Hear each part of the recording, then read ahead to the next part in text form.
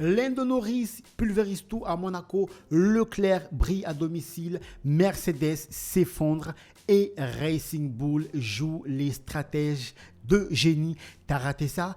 Accroche-toi, je te fais le débrief le plus chaud du week-end. Salut à tous les passionnés de la Formule 1. Aujourd'hui, on revient sur un Grand Prix de Monaco 2025 absolument incroyable, mais pas pour tout le monde bien sûr. Du talent, des erreurs et de la stratégie et une victoire qui va faire parler pendant longtemps. Lando Norris était intouchable ce week-end, déjà en pole position samedi. Il a mené la course de bout en bout, maîtrisant la pression comme un vétéran. McLaren lui a offert une voiture parfaite et malgré les attaques de Leclerc, il n'a jamais tremblé. Avec cette victoire, il revient à seulement 3 points de son coéquipier Piastri au championnat. Pour bien mettre tout le monde d'accord, il s'empare du meilleur temps, c'est gratuit et c'est pour lui. Il avait besoin de cette victoire, ça va lui faire du bien. Rien n'est encore joué chez McLaren. Le Monégasque avait tout le soutien de son public, il a livré une belle course, il termine donc deuxième, un résultat solide même s'il espérait gagner chez lui. Pas d'erreur, bon rythme, mais Monaco reste une piste où doubler est presque impossible et Norris n'a jamais ouvert la porte. Que l'on soit bien clair, ce n'est pas mon circuit préféré et aujourd'hui encore, j'ai trouvé la course assez triste, mais ça reste un circuit que beaucoup de pilotes aiment.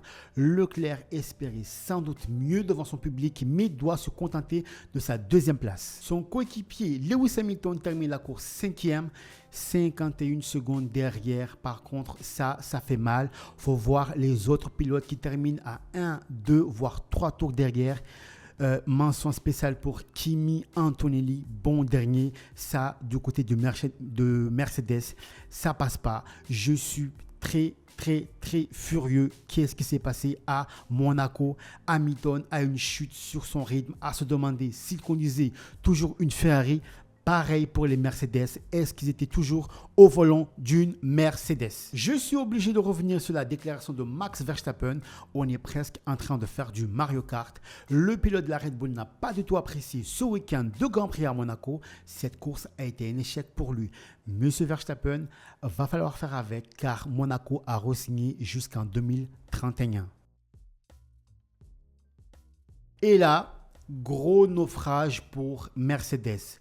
George Russell a pris une pénalité pour dépassement hors de piste et termine hors des points, tandis que Kimi Antonelli finit dernier des pilotes, 3 tours de retard derrière Norris. Je le répète encore, 3 tours de retard derrière Norris. On dirait que aujourd'hui, Mercedes était la voiture la plus mauvaise du plateau. On avait l'impression que c'était la voiture la moins développée, la moins avancée et surtout une voiture qui n'avait pas de rythme et ça, c'est inacceptable de la part de Mercedes. Pas de stratégie qui paye, pas de choses qui font qu'on trouve des solutions, rien et rien du tout. Et ça fait mal. La voiture manquait clairement de rythme, la stratégie était bancale, bref, Mercedes est clairement en crise et ça commence à se voir. Les Williams bloqués à 2 reprises, Mercedes aurait dû s'adapter et trouver des solutions pour tenter quelque chose. Eh ben non, cette course était un désastre pour l'écurie allemande. À Imola, ce n'était pas terrible, mais là, à Monaco, Mercedes a rendu les armes et a coulé. J'espère qu'à l'heure actuelle, ils sont en train de faire une réunion de crise pour trouver des solutions parce que de ce qu'on avait aujourd'hui, c'est très inquiétant les gens. Depuis le départ de Lewis Hamilton, je trouve que dans l'équipe, il n'y a plus de leadership assez fort pour mener à des bons résultats. Même si on a eu George Russell qui a fait des très bonnes courses, 2e, 3e, 5e, 4e.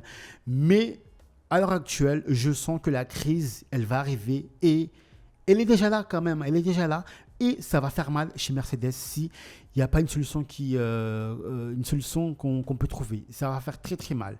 J'espère qu'à l'heure actuelle, ils sont en train de faire une réunion, de trouver des solutions ou de faire en sorte d'apporter des nouveaux éléments pour la voiture parce que là, actuellement, c'est très grave chez Mercedes.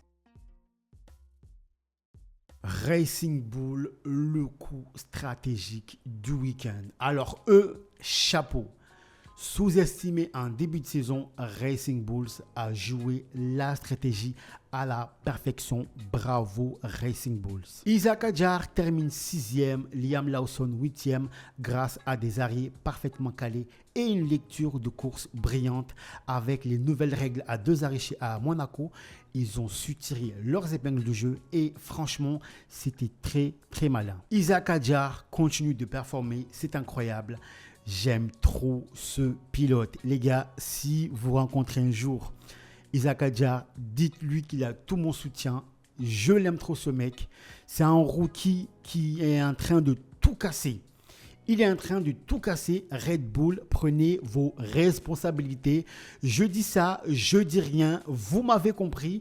Les 2 Racing Bulls sont loin devant Tsunoda à Monaco. 17e, Yuki Tsunoda a souligné, très important, Red Bull, prenez vos responsabilités s'il vous plaît. Victoire historique de Norris, Leclerc solide, Mercedes en galère et Racing Bulls qui nous sort un masterclass.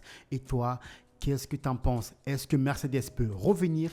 Est-ce que Norris est le vrai favori du championnat? Je me suis emballé sur Piastri. Je vais me calmer après la prestation de Norris aujourd'hui.